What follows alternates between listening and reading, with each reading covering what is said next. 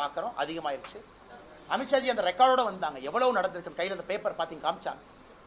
பாலியல் சீண்டல் ஒரு பள்ளியில தரம் குறைந்திருக்குது, மரத்துக்கு கீழே மக்கள் உட்கார்ந்து படிக்கிறாங்க. அவருடைய சொந்த மாவட்டத்தில் எப்படி எந்த அடிப்படையில் இவர் டிஷர்ட்டை போட்டுட்டு போய் ஒரு கிரிக்கெட் மேட்ச் விளையாண்டு இவர் பேட்டை தூக்கி அவருடைய மகனுக்கு பொற்காலம் பிரெஞ்சு படிக்கிறார்.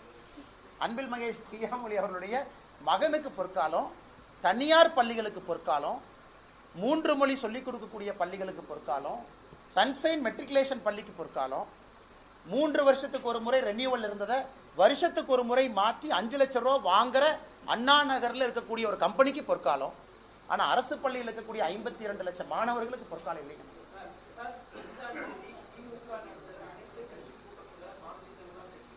அண்ணன் கலந்து கொள்ளும் கடிதம் எனக்கு தான் அனுப்பிச்சிருக்காரு. கூ அண்ணாமலைன்னு போட்டு எனக்கு அனுப்பிச்சிருக்காரு, நீங்க வாங்கன்னு கூப்பிட்டுருக்காரு. கலந்து கொள்வோம் சொல்றதை விட நான் கேட்கிற முதல் கேள்வி என்னங்க ஐயா பிரச்சனைன்னு கேட்கிறேன். இன்னைக்கு நான் பதில் கடிதம் நாளை காலையில் எழுதுறேங்கண்ணா. ஐயா கடிதம் போட்டீங்க, இதெல்லாம் கருத்து சொன்னீங்க, பதில் பாருங்க ஐயா.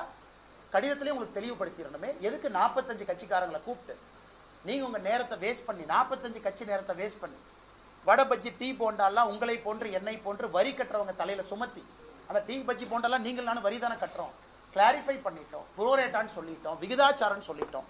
அதை தாண்டி இல்லப்பா சும்மா வாங்க அந்த கிரிக்கெட் மேட்ச் விராட் கோலி பத்தி பேசணும்னா சும்மா போயிட்டு வரேன், விராட் கோலி இந்தியா பாகிஸ்தான் மேட்ச் நல்லா ஆடினாருன்னு முதலமைச்சர் சொன்னாலும் கேட்க போறேன். ஆனா டீலிமிட்டேஷன் பத்தி பேசுறதுக்கு என்னென்ன மேட்டர் இருக்கு?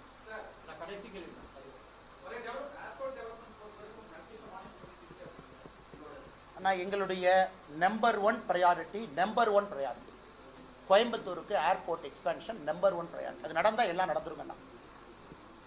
அதற்கான வேலைகள் மிக வேகமாக ஆரம்பித்திருக்கின்றார்கள். கண்டினியூஸ் ஃபாலோஅப்ல இருக்கும்.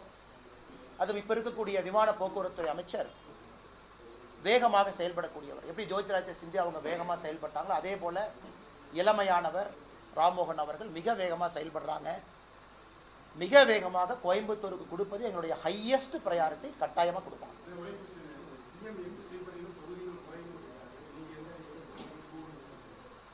அண்ணா இல்ல மறுபடியும் எக்ஸ்பிளைன் பண்றேன், நல்லா கேட்டீங்க, எக்ஸ்பிளைன் பண்றேன்.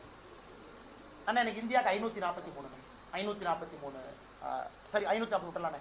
இன்னைக்கு 200 தொகுதின்னு வச்சுக்கலாம், 200 எம்பி இன்னைக்கு இந்தியாவில் இருக்கான்னு வச்சுக்கலாம். அது 20% இன்க்ரீஸ் ஆச்சுன்னா 240 எம்பி வருவாங்களாண்ணே. அமித்ஷாஜி என்ன சொல்றாரு, ஒரு மாநிலத்தில் 20% அதிகமா. புரோரேட்டா எல்லா மாநிலமும் விகிதாச்சார அடிப்படையில் இட் வில் இன்க்ரீஸ்.